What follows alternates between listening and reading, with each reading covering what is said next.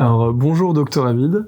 Nous nous retrouvons aujourd'hui pour discuter de reconnaissance endoscopique des calculs. Et donc la première question qui est peut-être la plus évidente, c'est pourquoi faire une reconnaissance endoscopique des calculs? Alors, tout d'abord, la maladie lithiasique, c'est une pathologie fréquente, vous le savez bien, c'est 13% de la population, et il y a un taux de récidive qui est élevé, supérieur à 50% en 5 ans. Donc, il y a un vrai intérêt à rechercher l'étiologie de la maladie lithiasique pour avoir un traitement adapté.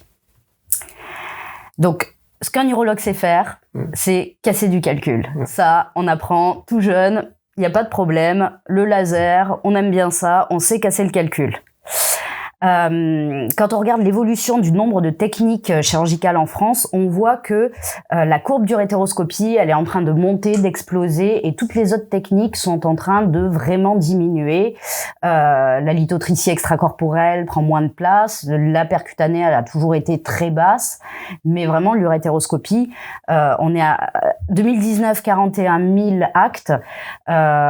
Aujourd'hui, en comptant les souples et les rigides, on est à plus de 100 000 actes.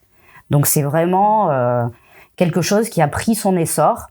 Et ce qu'on recherche habituellement en urétéroscopie, c'est faire du sable, du dust, pour que le patient élimine et soit stone free. Le problème du sable, c'est que derrière, il ne va pas y avoir de reconnaissance par le biologiste. Donc il va falloir pouvoir reconnaître les calculs en amont de cette fragmentation. Très bien. Et donc quelle technique endoscopique, pardon? L'analyse morpho-constitutionnelle, elle permet une concordance avec l'étiologie de plus de 95%. Donc quand on a un type 1A, c'est de l'oxalate de calcium monohydraté et on est sur de l'hyperoxalurie de concentration ou un défaut de diurèse. Un type 2A, on est sur de l'hypercalciurie, c'est de la védélite, c'est de l'oxalate de calcium dihydraté. Un type 3, c'est de l'acide urique. Là, on est sur un syndrome métabolique, un défaut d'homogénèse, un pH acide. Un type 4, c'est de la bruchite. Ça peut être de la bruchite. C'est vraiment quelque chose où il va falloir aller plus loin dans le bilan étiologique. Et c'est souvent une hypercalciurie majeure. Et un type 5, c'est de la cystine. C'est une maladie génétique. Très bien. Et donc, quelle technique endoscopique faut-il employer pour la reconnaissance des calculs? Alors, on est a priori plutôt en urétéroscopie. Donc, si possible, utiliser plutôt un urétéroscope numérique. Bien explorer les cavités, bien décrire les calculs, les regarder les papilles et décrire les papilles, plus ou moins prendre des photos si c'est possible. Si vous avez une colonne qui vous permet de prendre des photos, ça aide aussi le biologiste s'il y a accès derrière. Il faut sectionner le calcul ensuite, décrire la section, envoyer les fragments d'analyse et si possible, quand on a des calculs qui peuvent être mixtes, 50% des calculs sont mixtes, envoyer un petit bout d'une partie, un petit bout de l'autre partie, et pas simplement ce qui va être plus dur et où on aura facilement un fragment. Et puis décrire si on est à 40%, 50%, enfin voilà, décrire un petit peu le calcul en général. Et juste un petit aparté sur la LEC, quand vous faites de la LEC, vous demandez au patient de filtrer ses urines pour récupérer également des bouts de calcul. D'accord. Et donc, comment est-ce qu'on les différencie, les différents types de calculs urinaires au moment de ces procédures endoscopiques? Première chose, c'est la couleur. Ça va vraiment nous aider. Quand on est sur du brun, on est plutôt sur du type 1. Quand on est sur du jaune clair, on est plutôt sur du type 2.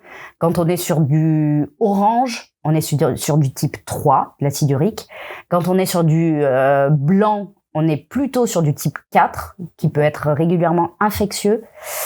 Et quand on est sur du type 5, ça va être du jaune orangé miel, vraiment bonbon au miel. Et là, c'est de la cystine. D'accord. Et est-ce que la reconnaissance du calcul influence la stratégie chirurgicale? Alors tout à fait. Quand on sait qu'on va avoir un calcul plutôt dur, il va plutôt falloir faire de la fragmentation avec de l'énergie un peu haute et de la fréquence basse. Quand on est sur un calcul friable, on va plutôt faire du dust avec une énergie faible et une fréquence élevée. Et si vous connaissez d'ailleurs la nature du calcul avant même l'intervention, sur les nouvelles recommandations du CLAFU, on a fait, en fonction de la nature du calcul, la sélection même de l'intervention. Donc, si on est sur un calcul plutôt très dur de bruchite ou de cystine, on va partir sur de l'intervention chirurgicale, de l'urétéroscopie. Si on est sur de l'acide urique, bien sûr, alcaliniser les urines et ne pas prévoir de chirurgie d'emblée. Et si on est sur un calcul classique calcique, on peut privilégier la lithotritie extracorporelle en première intention sur un calcul plus petit. Et quand on est sur du calcul infectieux de struvite, il va falloir plutôt privilégier, dès que le calcul est un peu gros, de la percutanée pour vraiment aspirer les calculs. D'accord. Et pourquoi est-ce qu'on dit qu'une simple spire ne suffit pas toujours? Alors la spire, c'est la spectrophotométrie infrarouge. Donc, on va avoir une courbe en fonction de la nature du calcul. Donc, par exemple, on a la courbe de l'oxalate de calcium monohydraté. Et en fait, quand on regarde le calcul macroscopiquement, on va avoir des calculs complètement différents visuellement. Donc, un calcul qui va être plus brun, ça va être un calcul de type 1A, d'oxalate de calcium monohydraté, mais 1A. Et le plus clair, ça risque d'être un 1C. Pareil sur la section. Le brun, ça va être de l'hyperoxalurie diététique.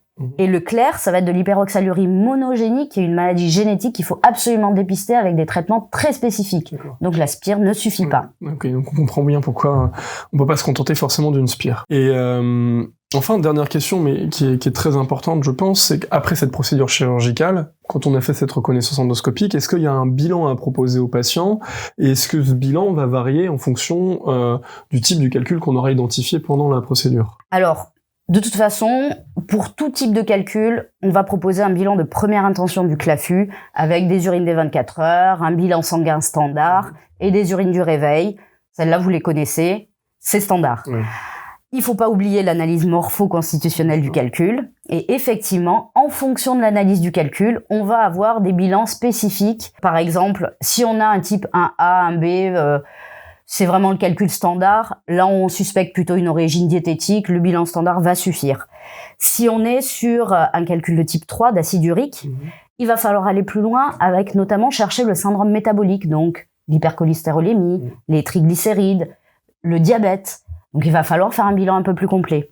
Si on a un type 4D, donc de bruchite avec une hypercalciurie majeure, on va aller sur vraiment de recherche d'hypercalciurie. Si on la retrouve pas, il va falloir faire un test de PAC, un test de charge calcique. Si on est sur des types 5, bien sûr, sur de la cystinurie, on va faire de la cristallurie, on va faire des choses très spécifiques.